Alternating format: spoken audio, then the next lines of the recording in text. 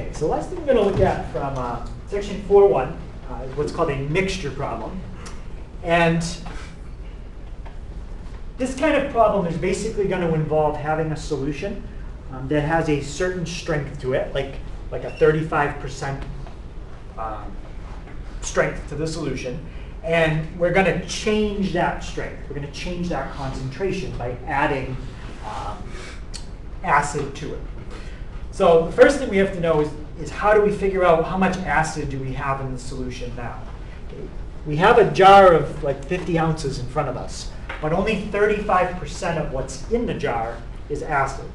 The other 65% could just be diluted with water or some other chemical.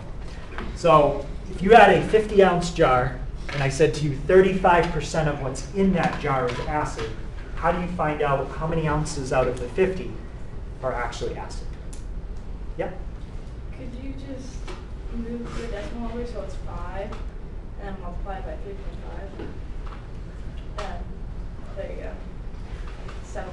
5, yeah. Well, exactly. So you basically, you can, or think of it as 50 times 0.35, or 5 times 3.5 is the same thing. Yep. So you're basically finding 35% of 50, and that means you're starting with 17.5 ounces of acid in the mixture, and the remainder, again, it could just be water or something else. So that's the first step. Okay, they'll give you a solution amount, a concentration as a percentage, and you got to figure out how much of the total solution is actually the chemical, like the acid. All right, so now the other thing is, how do you find concentration? Okay, so, because that's what they're going to ask us to do in this problem. Concentration is always a percentage.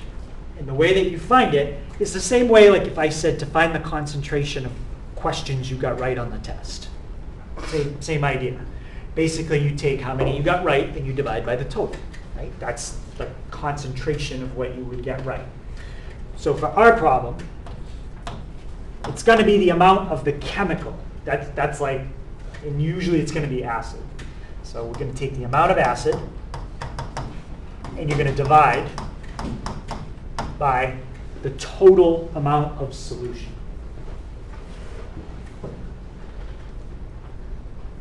That's how you find concentration. So it's always, we're going to think of it as a decimal, and it's between 0 and 1. Because concentration can't go higher than 1, that would be 100%. It can't go lower than 0, that would mean there's nothing in the solution at all. All right. So we're going to start with that same problem we had before. Okay, we have a 50-ounce solution, 35% concentration of acid, and we're going to add X ounces of pure acid into the solution. When we say pure acid, that means we're going to add like 100% pure acid into the mixture. So first thing they want us to do is find a concentration for or find a graph of the new concentration as you continue to pour acid into the mixture we already have. Okay, so keep in mind what the concentration is. It's the amount of acid divided by the total. So I'm going to call my function C. C will stand for concentration. And it's going to be a concentration as a function of how much acid I pour into the mixture. That's what X is going to represent. Oh, did you not get a pass? No. Oh, I'm sorry. You should, hopefully now.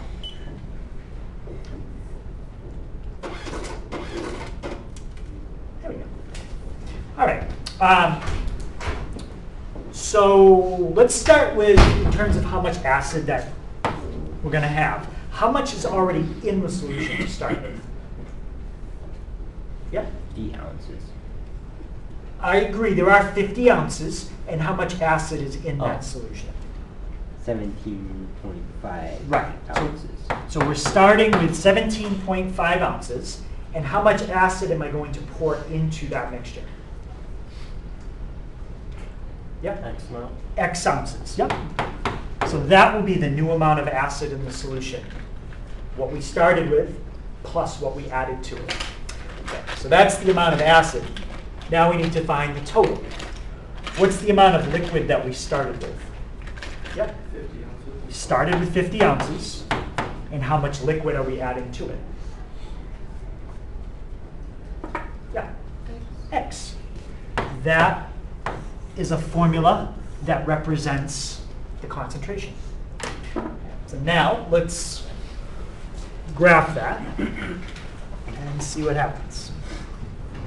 So 17.5 plus X divided by 50 plus X. Let's think a little bit about the window. X is the amount of acid that we pour into the mixture. What's the smallest amount of acid we could pour in?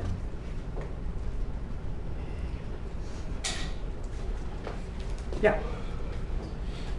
Should be greater than 0. So Yeah. So it can't, or it could be 0. Maybe you don't do anything with the mixture and just leave it the way it is. It's kind of hard to take it away from. Yeah, you can't have a negative. You can't take it away. Once you mix it in, it's mixed in. All right, so you can't have a negative amount. But the most we could add, there's no upper limit. So let's just go up to 200 ounces that we pour in.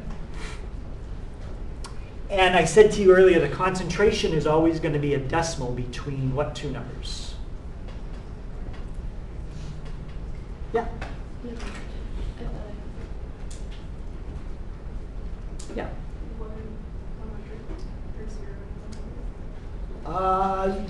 As a percentage, yes, it'll be between 0 and 100, but this formula could never give you a number bigger than a certain number, because look at the numerator and look at the denominator. Which one of these is always going to be bigger, the top or the bottom? The bottom is always bigger. So that means the highest that this fraction could approach would be what number? 1. That fraction can't go above 1, and it can't go lower than 0, because you're always going to have a positive divided by a positive, so it'll never be a negative. So let's put the y min at 0, put the y max at 1. Okay. There's a graph of your concentration as you continue to pour in more acid. What's starting to happen as we pour in more and more acid? And the concentration's going up, but what's eventually going to happen? Yep. It's going to level out. It's going to level off, right? And what would be the highest concentration we could approach but never reach? Yep. 100%. Right.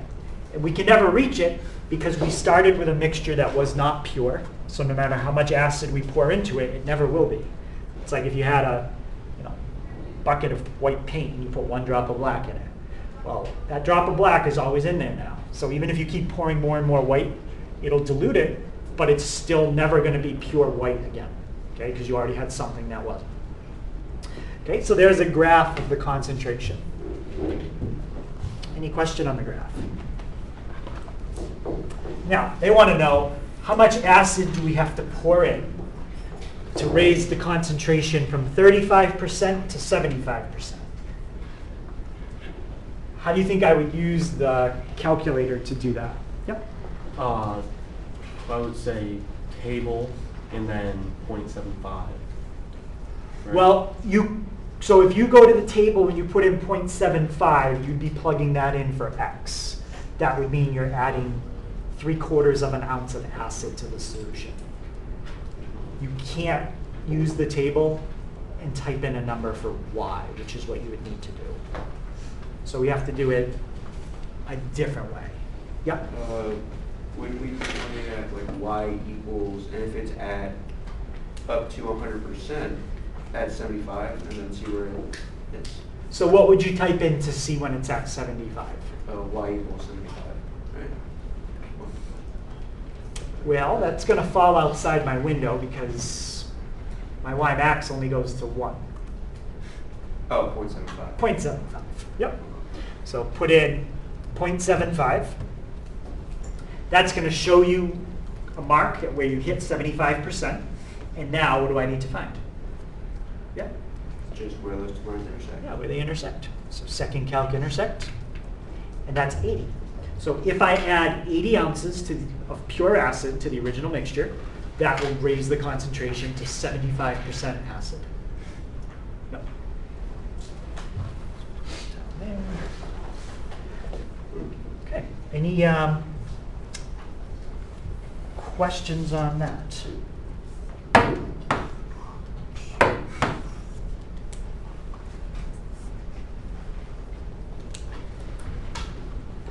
So that's a mixture problem, and there'll be one pretty similar to that on the test. Okay, you probably have to set up the equation in one part, and then you'll have to set up an intersection on the calculator in the second part. Any questions on that? Okay, so the first part of the homework will be just page 222, 48A and B. Okay, so page 222, 48A and B. Okay. And now we'll take a look at our last section. Okay, so what we're going to look at in 4.2 is more on visuals, okay, with rational functions, okay, more about their graphs.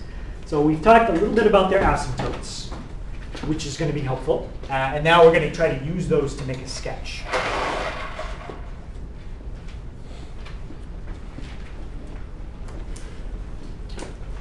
When we found vertical asymptotes yesterday, we learned that it was when the denominator was 0. But what would happen if the numerator and denominator have a common factor? You could still have a value that causes the function to be undefined, but it will not be an asymptote if there's a common factor. Instead, Can you scroll up because I need another title? what would you get instead? Yep. Would be a hole. There would be a hole. Okay, and then when you graph it, you cannot see the hole on the calculator. So the only way to determine if a rational function has a, is your name, yeah, you're good. Yep. The only way to determine if a rational function has a hole is to do the algebra out. That's it. You just have to do the algebra out and see if there's a common factor. You can scroll down. Okay, so let's graph that and look at what's going to happen here. Is there a value that would cause f of x to be undefined? What do you think? Is there a value that would cause f of x to be undefined? Yeah, Jack? 1. 1, yeah. Now, would it be an asymptote at 1 or a hole at 1? It'd be a hole, Why? because they both have a common factor. Right, there's a common factor of x minus 1. So when you graph x minus 1 divided by x minus 1, you're dividing two things that are the same. So it's basically going to look like a horizontal line at y equals 1. If I change my window, it'll look even better. Except that is not continuous. If we were sketching it by hand, we would draw an open circle right there to show that there is a hole. Now, what if I changed it to x minus 2? Where would the discontinuity be now? At what number? Yeah? X minus, or minus, will it still be 1? The discontinuity is still 1. Yep, same as the last problem. But what's going to happen at 1 this time compared to last time? Divide by 0. I was going to say vertical asymptote. Now we're going to have a vertical asymptote. It's going to be very obvious that this graph is in two separate pieces. Yep, just by changing that one number. So same discontinuity, different type of discontinuity, but it's at the same spot. Okay, how about if I did this one? Would it be a vertical asymptote or a hole in the graph? Yep. Go up, I was still writing. Yeah. It's fine. Thank you. Yeah. That's going to be a hole. Yep, that's going to be a hole because you have a common factor in the top and in the bottom. Yep, exactly. So I'm not going to graph that one, but it would be a hole. So the formal word for a hole in the graph. It's called a removable discontinuity. Think of the word removable as hidden.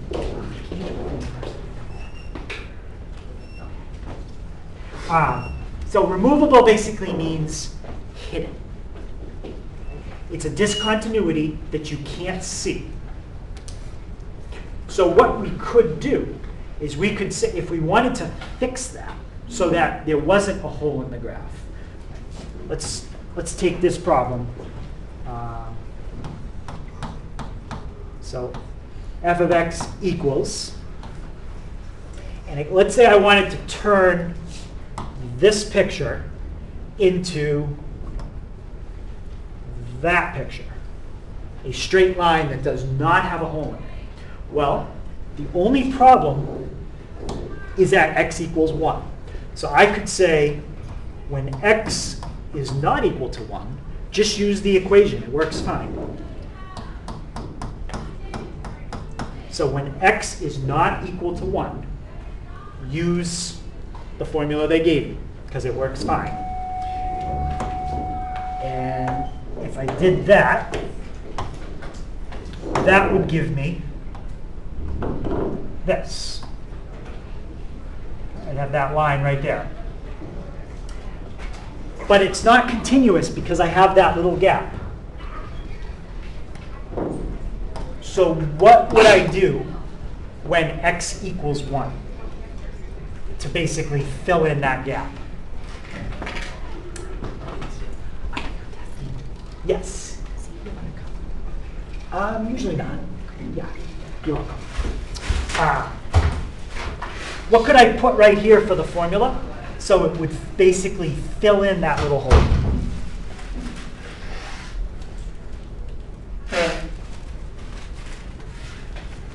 Remember, that's an infinitely small hole. It's a single point.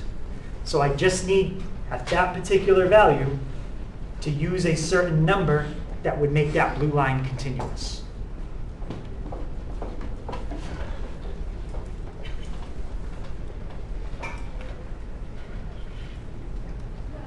Have a guess at what we could do?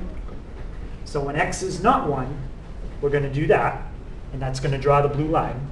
When x is 1, what could I use for a number that would basically fill in the hole and make the line continuous?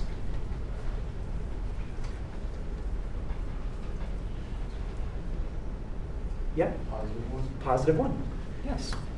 If you draw that, you will get this picture, a continuous line. So you use the formula everywhere you can, except at the discontinuity. But what I did is I redefined the formula where that hole was. And by redefining it at that one infinitely small spot, I can say, if you're at that spot that would give you a hole, just put a dot at 1. And by putting a dot there, you fill in the hole. That's basically how you can fill in a removable discontinuity. You can't do that with an asymptote. Because with an asymptote, these two graphs aren't even close to connecting. There's no way I can repair this and make these two ends connect. A hole is something that's very repairable. It's very small. I could just fill it in, and then all of a sudden everything would connect. You just have to redefine the function at the hole to a specific value that would fill it in. Now, if you said like x equals 2, that wouldn't work, because that would put a dot right there. That dot is above the line. It doesn't fill the hole in. It doesn't make the line continuous. You need to put a dot at 1, and that fills in the hole. Any question on that idea? So it's a piecewise function. It's just redefined at one particular point to fix the hole. Okay, so we've talked about what a rational function is. Okay, that's a rational function. You have some kind of polynomial on the top, some kind of polynomial on the bottom. If we were doing an actual example, it could look something like that. So that is represented generically by that.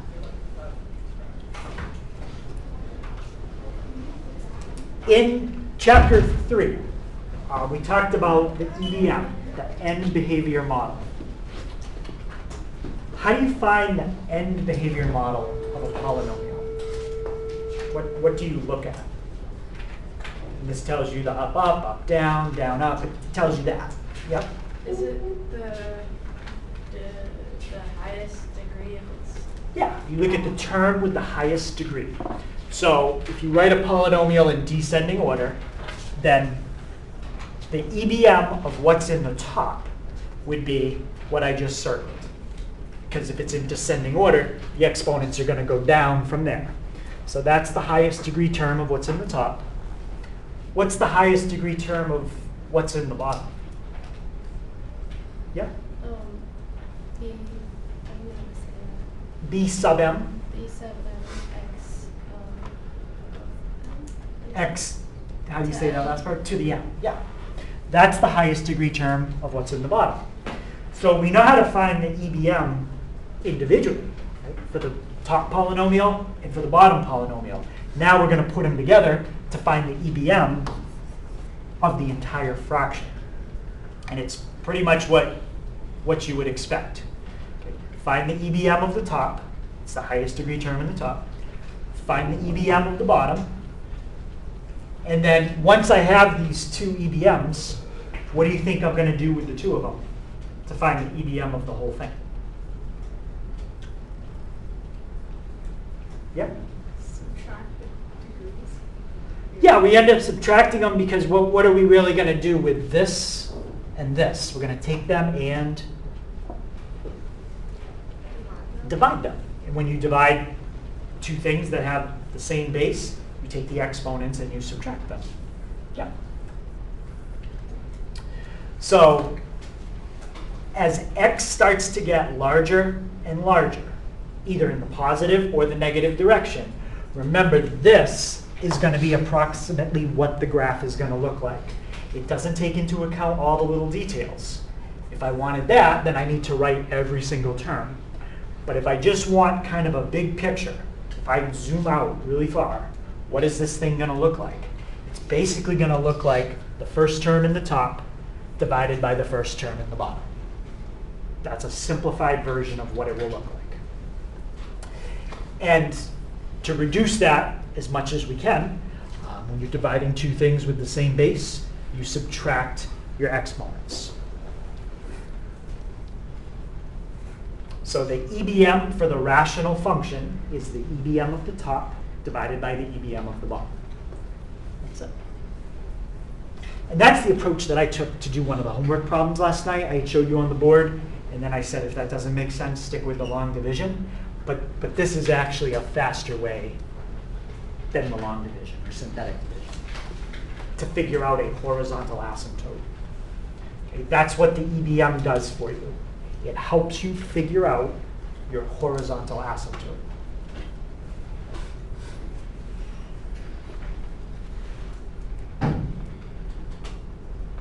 Because your horizontal asymptote is the behavior of your function when x starts to get really, really big in either direction. Yeah, you can go ahead. That's exactly what this little formula does. It tells you the behavior when x starts to get really, really big. Okay, so let's try finding the EBM for A.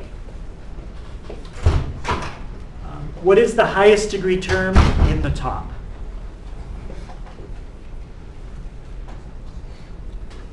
Not the degree of the term, what is the term? Yeah. 2x. No, there's no 2x in the top. That's not one of our terms.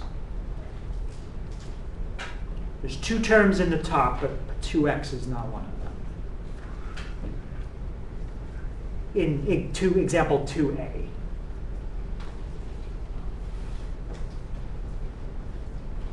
want to help them out? What's the highest degree term in the top?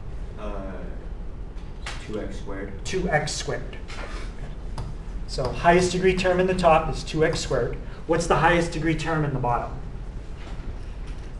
Yep, cool. 3x cubed. 3x cubed. And if I simplify that, Don't leave your answer with negative exponents, though. Right, what would you get for the EBM when you simplify that as much as you can? So basically cancel out whatever x's you can. Yep. 2/3, and then x. Yep. 2 minus 3. Or That's it. That's it. 2 over 3x. Because you have 2xx, 3xxx, and 2 of the x's are going to cancel out. So you're left with 2 over 3x. Yep. Can you explain, so where it says EBL for rational function, what do the x and the n minus n inside? What does what? X to the n minus m? So when you do this, I mean, you could think of it as 2x to the negative 1. Okay? So if you think of it as 2x to the negative 1, that really is like 2 divided by x. We just don't want to leave the answer with a negative exponent.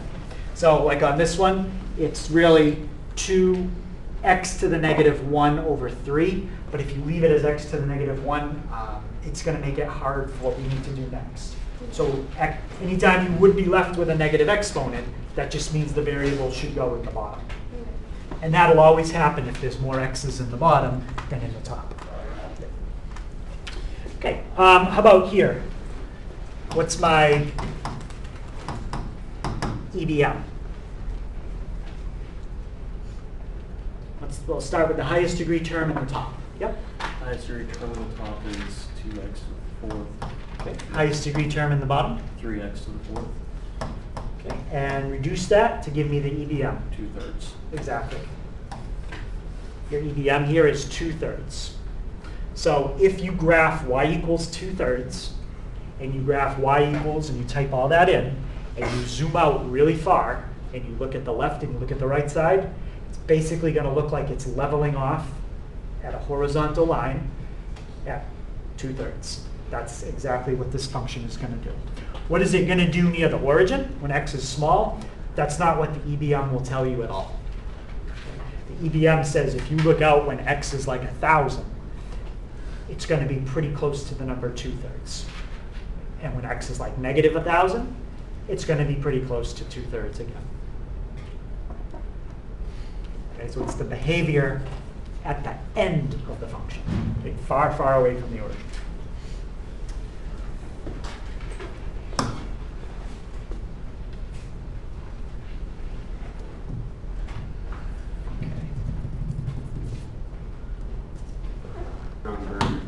All right, so using the EBM, what we just learned how to find, using vertical asymptotes, we can make a sketch of a rational function. There's really 2 cases we have to look at: when the degree in the top is less than or equal to the degree in the bottom, or when the degree in the top is bigger. We're not going to look at bigger this week. Okay, that involves a few other things. It's a little bit different. So we're going to focus on the degree in the top being less or equal to the degree in the bottom. Sometimes intercepts are helpful, okay, when we're trying to sketch the graph. Now, if we're sketching a graph that never crosses the axes, well, then intercepts aren't going to help. Okay, but if it does cross, that can be helpful. Vertical asymptotes, we're definitely going to want to find. Vertical asymptotes are found by finding the zeros of the denominator. With the one exception, you want to make sure that you don't have what? Because if you have this, you will not get a vertical asymptote. You get something else. You want to make sure you do not have any, yep. Right. So the vertical asymptotes are the zeros of the denominator, except if you have a common factor, then it's a whole.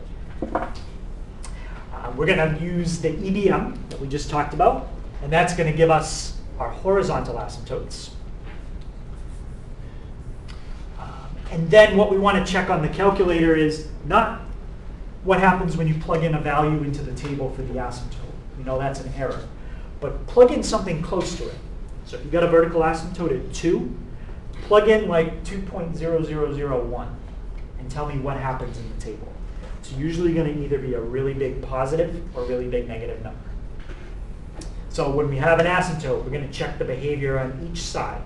So if 2 was the asymptote, I would check 1.99, and I would check 2.001, and see what happens very close to the asymptote on each side. Okay. Once we've drawn the asymptotes, we've used the calculator to check some points, we're going to have a pretty good sketch that we can double check with the calculator. Can you go back up to one, please? Yep. So we're going to try to sketch a graph. We'll find as much of that as we can. Some of it doesn't apply. Usually the intercepts are the thing that might not apply. We will skip them. But everything else, 2, 3, 4, that's going to be involved in every problem. Thank you. Yep. Okay, so let's sketch a graph of that.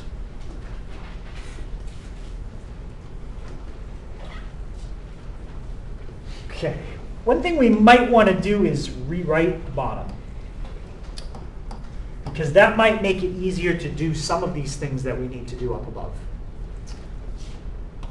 How can I rewrite x squared minus x minus 6?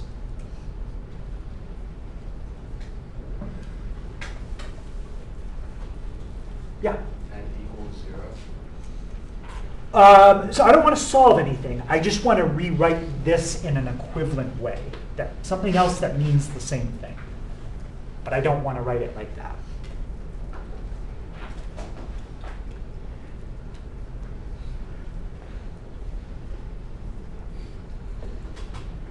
Anybody have an idea how we can rewrite it? Okay, well, what type of expression is the bottom based on that exponent? It's a, yeah, Quadratic second factor. it's a quadratic, so factor it, exactly. How does that factor? Yes? Would be x minus 3 and then x plus 2. Yep, x minus 3, x plus 2. Why do you think I did that? What does that make easier to figure out now? Yeah? Is it so there's like no common, it's like, oh, Okay, well, I can see there are no common factors now, which tells me that I'm going to have what? There are no common factors between the top and the bottom, and there are values in the bottom that would cause me to divide by 0. Yep. One more basically whole graph. No, we're not going to have holes. That's what having no common factors means. So there are no holes in this graph. But what do I have? Yep. You have asymptote. We have asymptotes. So let's start by writing those down.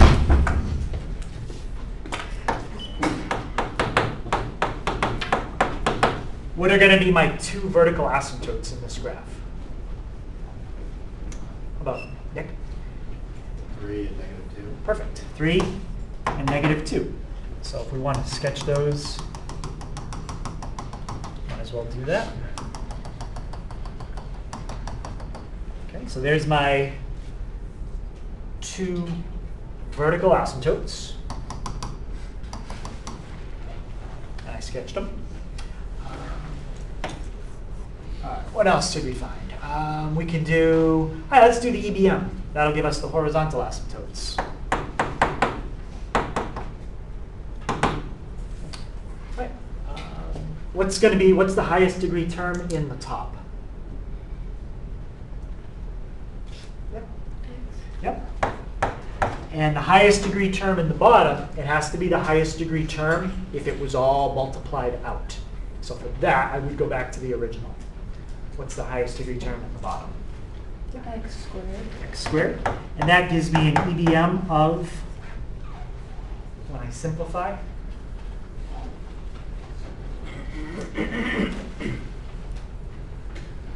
One over x. 1 over x. Okay. Now, in your EBM, let x get really, really big, and that'll tell you what your horizontal asymptote is. What happens to the EBM as x approaches infinity?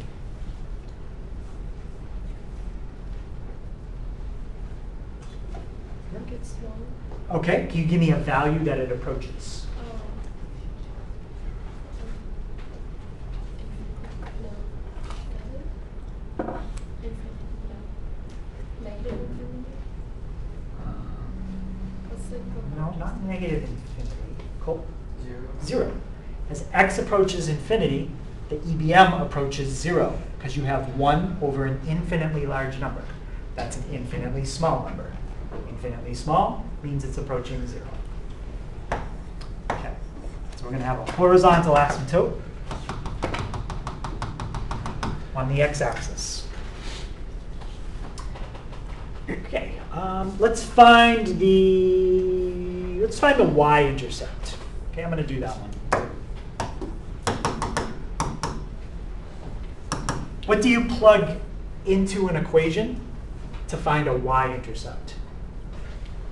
What number do you plug in, and for what letter do you plug it in for? Yep. X equals 0. Right. To find a y-intercept, you fill in 0 for your x variable, and you simplify. If I fill in 0, I get -1 in the top, and I get 0, bless you, -0, -6. So my y-intercept is 1/6. It's just above the origin. And that is my first point on my graph. Okay, the x-intercept. Let's do that one. How do you find an x-intercept? What number do you plug in, and where do you plug it? Where do you plug it in? Yep. Is that 0 or y is 0? That's when you fill in 0 for the And y. then you put that in the x squared minus x minus 6 area? Where's the y in that equation? Oh, fx. fx, yeah. So 0 equals, 0 equals, exactly. What's the only way that a fraction can ever equal 0? if fraction self is, if x in the top is 1 and the top is 0. Right. The only way that a fraction can ever equal 0 is if the top is 0. And the only way the top could be 0 in this problem is if x is 1. Now, you have to make sure that plugging in 1 doesn't cause you to divide by 0, because then if that happened, it would mean you never cross the axis. But if I plug in 1, I will never be dividing by 0, but it will make the top 0. So my y-intercept, my x-intercept is 1. So it doesn't really tell me a lot. I have 2 points that are very close together, but I got something. Okay. Now I need some more points. I want to try a couple points to the left of the asymptote, a couple points in the middle, and then a couple points to the right. Okay? And then that'll give me a pretty good picture. Okay, so let's do x minus 1 divided by x squared minus x minus 6. Now, I'm using a graphing calculator to do this because I can do it fast on the table. Nothing I'm doing right now requires a graphing calculator. All right? I'm not actually graphing. I'm just using a table to get some values faster. So our first asymptote is at -2. What's a value that's a little bit smaller than -2? But very close to it. Yeah, -2.001. perfect. When you plug in a value just to the left of -2, you are at -600. Right? That indicates you're going to negative infinity, and that's very far down. So we're just going to put a dot as far down as I can. Now I want to check what happens just before -2. What's a value that's a little bit bigger than -2?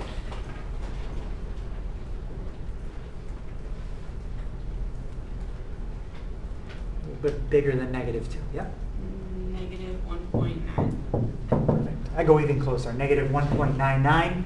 And if you want to go even closer, you'll see you're up at like 6,000. Okay? That's not really negative 2, it just rounded it. But you're up very, very high. Okay? So when we're at negative 1.99, put your dot as high as you can. Way, way up. Okay, let's check the other asymptote. It's at 3. Okay, don't put 3, you're going to get an error. Put in a value a little smaller. 2.99. 2.99, yep. So just before 3, you are heading down to negative infinity. So put your dot as low as you can. What do you think is going to happen just after 3? Look back at the top. It's going to go back up to positive infinity. So just after the number 3, we're at 4,000. So put your dot as high as you can. And then pick a couple points that are in this section. Let's try like 1, 2, 3, 4. Let's try like 5 and 8. You can already see what's happening. It's starting to get very low. So when I'm at 5, I'm at roughly 0.3. And then when I went even further over, I was even lower. Okay. And then let's try a couple in this left section. What would be a good x value I could check that's to the left of that asymptote, but not right next to it? I want to move over a little bit. -5. Yeah, let's just check -5. And again, you see that it's pretty small, negative 1/4. Okay, so 1, 2, 3, 4, 5, negative 1/4, I'd say is right there. So this graph is going to be in 3 pieces. That vertical asymptote is going to break the graph twice. On the left side, you have to get closer and closer to that asymptote the whole time as you head left. And as you head down, you have to be getting closer and closer to that asymptote. And those 2 pieces have to connect. So it's going to curve something like that. Getting closer and closer to each asymptote as it heads down and to the left. Okay, same kind of thing is going to happen in the upper right. It has to be getting closer and closer, like that. It has to stay very close here, but those 2 need to connect. So it's going to curve something kind of like that. And then in the middle, we've got 4 dots. We have to stay very close to that section. We also have to stay very close to that as long as we can, but we have to go through the 2 dots in the middle. So it's going to have to come down. It's going to have to curve through those 2 dots. And it's going to keep going like that. Might be a little flatter in the middle. If I had gotten some more points, maybe I could have done it a little better. But that's generally what it's going to look like. Let's do a zoom 6 and see how we did. Okay, so there's your left section. Your middle section was a little flatter than I actually drew it. And then your right section. But that's a pretty typical looking rational function that has 2 vertical asymptotes. Any questions on that? So you got to plot about 8 points maybe. I usually do like 2 or 3 on the left, 2 or 3 on the right, and then maybe 2 or 3 in the middle. Sometimes 4 in the middle. It just depends.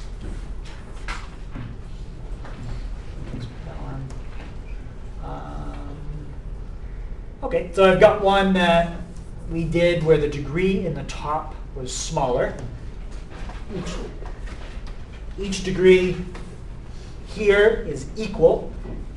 And then I had another one where the degree in the top is smaller. That's going to be pretty similar to the one we just did. If we have time, we can try it. Well, let's try this one. This is where the degrees are equal.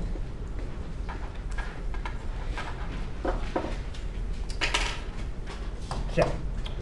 Before I start anything, what do you think I want to do with the bottom? Yep, we're going to factor. What could you factor out of the bottom? X. Just an x. And that would leave you with 2x minus 5. Now the top, I I don't think that's going to factor. We could try a 3x and an x. And then two numbers that multiply to give us 4. We could try like a 1 and a 4. And then if we, let's see, our signs would have to be a plus and a minus. So if I did plus, actually, is that how it factors? Let's see, we get 3x squared minus 3x plus 4x is 1x. Yeah, so actually the top does factor. And that's helpful because now I can see that I don't have any what? Yeah, don't have any common factors, which means when I find the zeros of the bottom, they will give me the vertical asymptotes. Yep. Okay, what are going to be my two vertical asymptotes when you set the denominator equal to 0?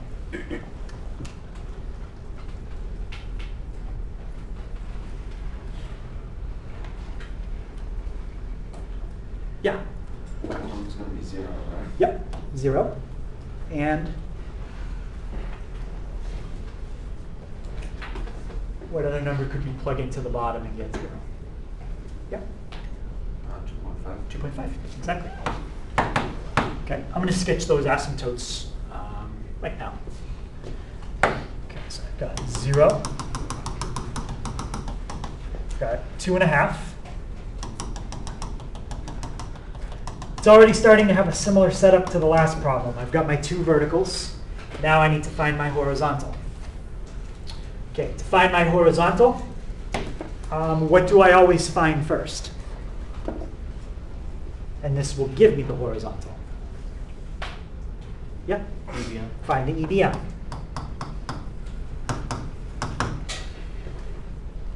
Okay, highest degree term in the top is somewhere up above, 3x squared. Highest degree term in the bottom, 2x squared. What's my EBM? Yep, 3 over 2. Now, to find your horizontal asymptote, let x get bigger and bigger and tell me what happens to the number in that box. So what happens to the number in this box as the x continues to get bigger and bigger? It gets greater. It gets closer to infinity. No, the number in that box doesn't get bigger as x gets bigger. Small. Nope, doesn't get smaller. Yeah, It doesn't change. it doesn't change. There is no x in that box. So x has no effect on the EBM. The EBM is a constant. It's still a horizontal when we find the asymptote. But the difference is when the degrees are the same in the top and the bottom, the horizontal asymptote will not be at 0. The horizontal asymptote will be at those numbers divided. So a horizontal asymptote at 1.5. Other than that, this is going to look exactly the same as the last one. Okay, they did ask for the x-intercept, so that's when you let y equal 0. Y-intercept is when you let x equal 0. Let's do the y-intercept first. That's usually faster. If you plug 0 in for x, what do you get in the top? -4. -4. And if you plug 0 in for x, what do you get in the bottom? 0. 0. So where's my vertical asymptote? Where's my y-intercept? It's like unknown. Well, we know something about the y-intercept now for sure. What do we know about it?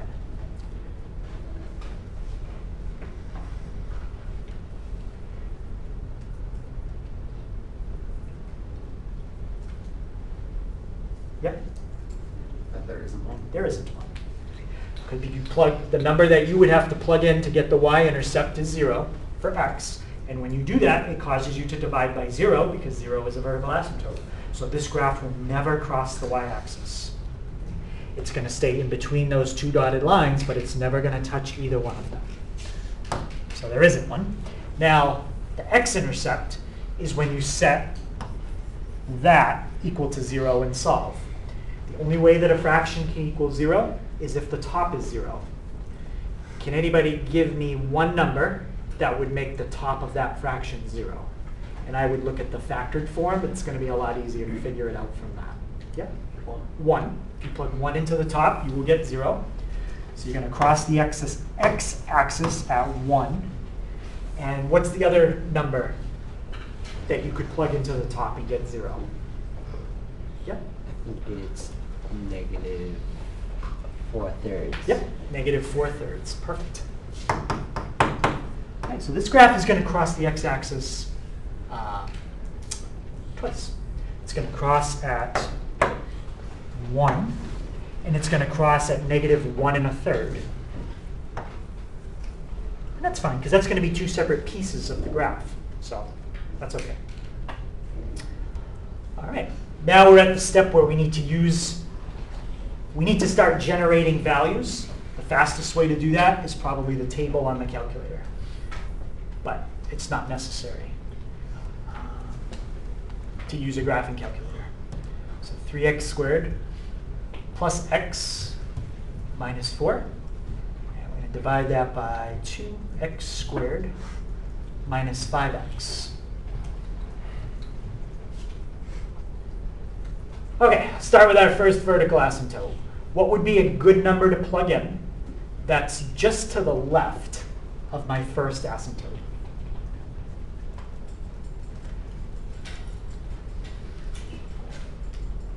Bella.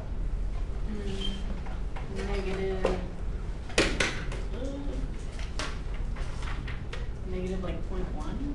How about even closer? Like 0, 1, or? So negative point. I like to think in like hundredths or even thousandths. Like I like to be really close to the number I'm trying to look at. Like 0.001? Negative 0.001, yeah, something like that. So if we go just to the left of 0, we can see we're heading down. We're at negative 800. So we're going to be way down here. What do you think is going to happen just to the right of 0? Really high. It's going to be up very, very high. Okay, we're up at 8,000. Okay, let's check our other asymptote, 2.5. What's the number that's just a little bit smaller than 2.5? 2.49. Yep, so I do like 2.49. We're at negative 35,000, so we are way, way down at 2.49. So just make your dot as low as you can. A number a little bigger than 2.5. 2.51 or 2.50001. 501, yep. And we are at positive 34,000. So just make your dot as high as you can. For me, that's really only the dots I need. I can kind of tell because I know what these graphs normally look like. If you want to get it a little bit more accurate, you could do 3. You're at 8.6. 1, 2, 3, 4, 5, 6, 7, 8.6 is way up there. If you want to do another one, do 5, and you're at 5.3 roughly. 5, 1, 2, 3. Okay, and again, that's enough. So I'm not looking for an exact sketch. I'm just looking, do you have the general idea? Okay. This section is going to stay close. It's going to come down, start to curve, but it can't keep going down because it runs into another asymptote, so it's going to curve. In the middle is going to be a very steep curve. Okay, it's going to kind of come down. It's just going to have a little bit of a curve in it, and then it's going to keep going. I think the calculator is going to have a lot of trouble drawing the middle Yeah, it's just like a small section for it. because it's very steep. So it's probably all of a sudden going to look like it just stops. And then in this section, I think the calculator will be okay. It's going to come down. Okay, it has trouble near asymptotes because the graph starts to get very steep. So let's see how it does. Yeah, even the left section it had trouble with because it got too steep. So if you drew that for a sketch, what's on the calculator, that is not what it should look like. Okay? It should look more like what I drew. So just extend the other two lines. Yeah, broke, and- you should always be extending those to negative infinity and infinity when you're approaching an asymptote. Okay. Any questions on that? Right, so that's sketching a rational function where the degree in the top is either equal to the degree in the bottom, or the degree in the top is smaller than what's in the bottom. Those are the only two types we're going to look at this week. All right, so let me put that up. Just don't forget on page 222, 48A and B. And while you guys are packing up and heading to the next class, I will put a list of test topics at the end of the video. I do have extra help after school. If people come and they ask for the video, then I'll do that. If nobody comes, then there definitely won't be a video. As long as people show up and they want the video, I'll post that. It probably wouldn't be until like 4 o'clock.